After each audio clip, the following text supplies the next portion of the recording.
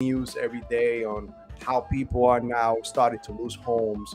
And something that we want to talk about today is the relationship with money. What is your current relationship with money? And I don't think that there's no one else in this industry, in this world right now, to talk more about how you should have or the perfect relationship that you should develop with money than our one of our mentors, Mr. Omar Perillo. Omar, how are you today? I'm doing great, Carlos. Unbelievable.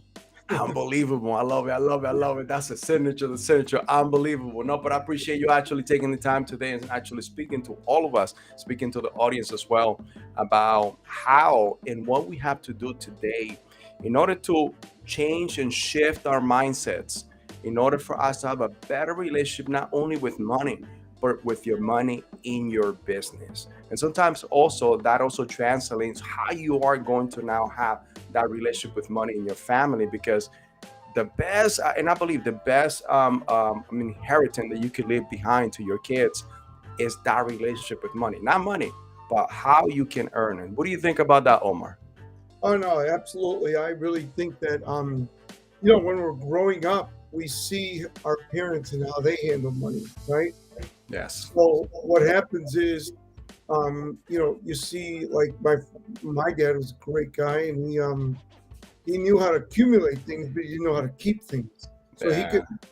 he could sell and get loans and etc. But then he couldn't keep it. So I saw that in my dad, and then I saw in some mentors how they managed money. So I learned the difference between accumulating and keeping, and Yeah. that's really important because you have to have your internal uh, blueprint of money.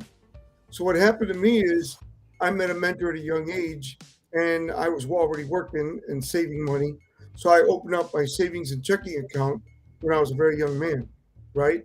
So Yes. I learned, and then one of the things that people don't do, they don't respect money. Like for instance, I'm not against it, but I don't have my kids. I don't use an ATM. Why? Got it. You can't keep track, right?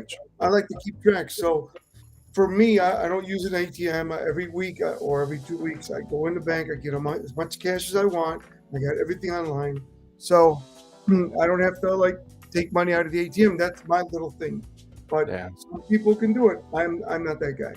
Yeah, no, Um, and I'm with you, and I'm with you. And to me, like we were just traveling, we just came from Florida, and we purchased some stuff for some of the business that we have over there. And that's one thing. Like one person asked me, "Why don't you pay cash for this? Why don't you use your debit cards?" Like, because I cannot track it. Why would right, I do that when you have OPM, you have other people's money? That only that, but something that we have to keep in mind is the way that you use your credit is also your money. Because you could right, use this little card that you are giving credit by, and if you're gonna pay with cash, might as well just use that card because it gives you points, it gives you rewards. Once you get home or once you actually get back home, then pay it off. And you right. see how you accumulate, you make more money. Not only quote unquote, that could be an investment right there. You want to travel somewhere, you want to go somewhere exotic and don't want to pay for it, get one of these credit cards, pay it off, and get the trip for free, right? Exactly. And So, also, at the end of the year, of course, the credit cards mhm. give you a summary of your expenditures. So you can see Yes. entertainment, auto expense, maintenance, medical, all that is in categories. So it helps you create and do better job for your taxes. But let's go back to that internal thinking, because Yeah. wherever you are in your life, if you are not around people that respect money and manage money, then you're hanging around with the wrong crowd. Because That is true. I find that I have a lot of young mentees that are making a lot of money in these new industries, and they're blowing big money on the weekends at these clubs and going away. And I always tell them, keep put some money away, because it's everything's cyclical. You're gonna have a time in your life where it's a little drier than abundant. Yes. So be ready for as Jim Rohn say, be ready for the winter, Yeah, right? for winter. Yeah. Yeah. In the spring you plant. That's where you plant. That's where you're out there creating things. Then Yes. in the summer you're growing, in the fall you harvest, and in the winter it's dried up. So you got everything's cyclical. So I want Yeah. everybody to think about, where you are. Like think about it. A lot of real estate agents, top producers will still make money, but a lot of people that got in 2020 are going to have a hard time unless they start mastering influence and persuasion and how to list, how to be a buyer's broker, how to Yeah. all these different things, because those folks now are going to have to really sell. And for Yeah. 2 years, people are overpaying all this, which is great, but now you're going to Mhm. have to you have to learn how to sell. Same with the mortgage industry, right? So Mhm. what I'm Yeah, true. saying is, if you manage your money uh, through all these times and think about it as seasons, as Jim Rohn taught me, then when winter comes, you have money to take you through it. So I think people need to realize that you have to understand money. Number one, Yes. you have to understand where you're brought up, right? Like I was brought up Joliet, Illinois, great place.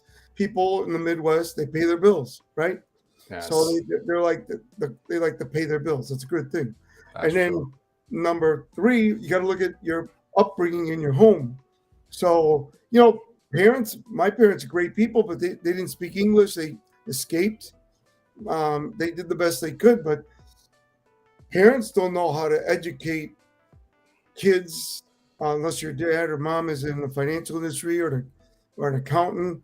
They don't really teach you how to manage your money, and they don't teach that in school.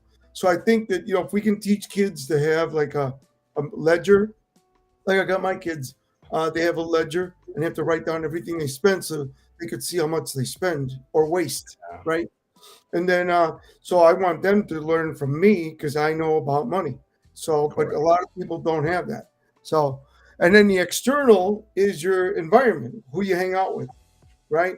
So Bob Proctor used to say, if you sleep with dogs you get fleas. And what he meant was, if you hang around dogs you're going to get fleas. So he The says, wrong crowd. Yeah. right, People that know about money. Yeah. So right, you want to hang around eagles, or be mentored by eagles that can help you learn about money and business and purchasing and how to use credit, like you said, yeah. Carlos, right? Yeah. So in a way, so what we're talking about here is the habits that we create every single.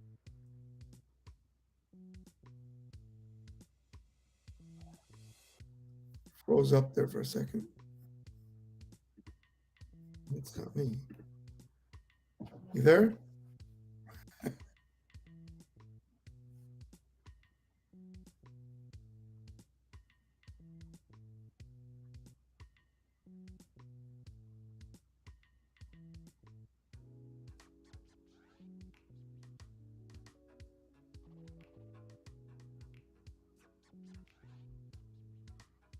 Well, I think he's going to talk about the habits, right, Carlos? And yeah, the habits that you have to acquire to become successful in business. Hey, you're online. We lost power, man. Okay. Oh, you did? Yeah. At your place? I'm looking outside in the whole street. Okay. Well, we had one. Fire up We had one guy that said, "Good job." say what? He said, "Good job" on our messages. Oh yeah. Yeah. All right, give me a minute. I'm gonna fire up the external. Generator. Yeah, the generator, and I call you back. Give All me right. about 5-10 minutes. Okay? Okay. Bye.